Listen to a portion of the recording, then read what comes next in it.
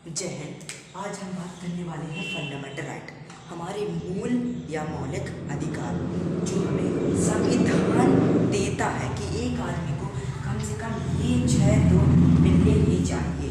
पहला आता है right to equality, right to freedom, फिर आता है right against exploitation, right to freedom of religion, फिर आता है right cultural and educational rights, right to constitutional remedies.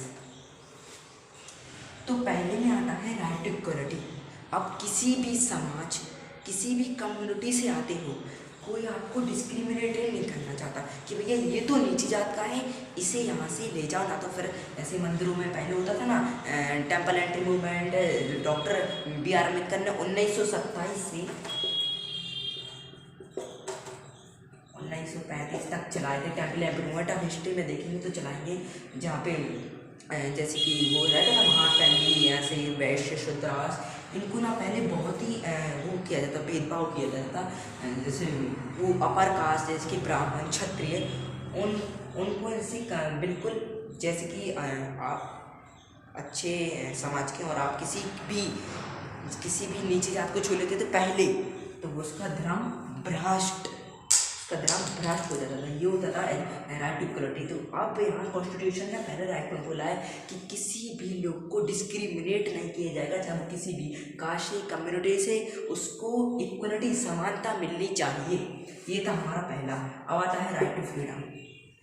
Right to freedom में आप समझ लेंगे हमें स्वतंत्रता चाहिए। वैसी स्वतंत्रता नहीं, आप एक लोग को कैसे स्वतंत्रता चाहिए। आपको कहीं जैसे कहीं भी देश में घूमने नहीं जाना है तो आपको उसकी स्वतंत्रता होगी। आप अपने भाव प्रकट कर सकते हैं। ऐसे ही ये होता है राइट टू फ्रीडम। हमें फ्रीडम होनी चाहिए, जीने की स्वतंत्रता होनी चाहिए। और स्वतंत्रता में अच्छा पानी, water facilities, right to life के तहत ये भी आता है राइट टू फ्रीडम। अब तीसरा देख ले राइट अगेंस्ट एक्सप्लॉयटेशन। आपने सुना होगा चाइल्ड मैरिज, जहाँ बड़ी बड़ी इंडस्ट्रीज फैक्ट्रीज में बच्चों को काम पे लगा दिया जाता था।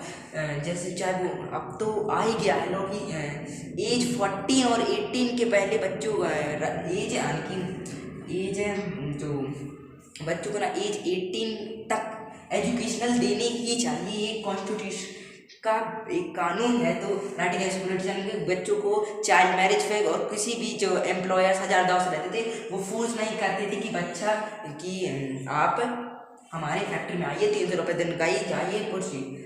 फिर आता है right to freedom of religion. अब जाति निरपेक्ष हो सकते हैं राइट टू फ्रीडम को लेकर। Right to freedom of religion मतलब चाहे आप हिंदू हो,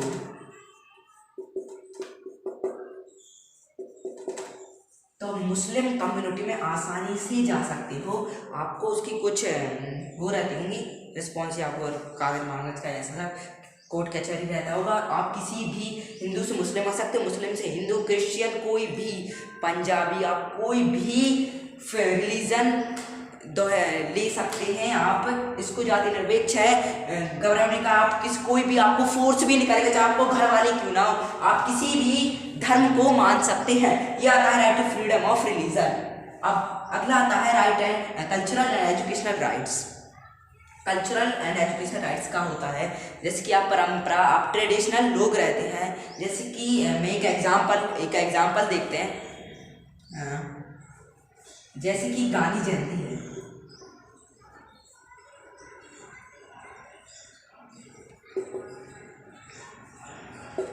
उसी दिन ईद है भैया, ईद मुसलमानों का त्यौहार। और ये है जहाँ गांधी जी को वो सम्मान दिया जाएगा। और ये है जहाँ मुस्लिम कम्युनिटी ईद नमाज पढ़ जाएगी। और रास्ता देखो भैया एक ही है, ये वाला, ये है रास्ता। ये है क्या रास्ता। और यहीं से हिंदू लोग लगा रहे हैं, यहीं से पाकिस्तान लोग लगा रहे हैं। तो हमें अपने ट्रेडिशनली, हमें हमारी परंपराओं से जीने के मुक्त है। हम कुछ भी करें, हम कोई भी मंदिर में जाएं, हमें कल्चरल और हम ट्रेडिशनल परंपरा लोगित मानी जाती हैं। तो उसको मानने की पूरी ये है, ना ही यहाँ पे झगड़ा मामला ना कुछ। ये दर्जा हमको क्या लेना भैया। अब आते हैं राइट टू कॉन्स्टिट्यूशनल रेमेडीज। ये देखो ये 6 है ना, right to equality, right to freedom, right to exploitation, right to freedom of religion, culture, education rights, right to constitution remedies. अगर कोई नई पॉलिसी आती है, कोई जैसे कि 7वां कौन सा था, पहले 7वां हुआ करता था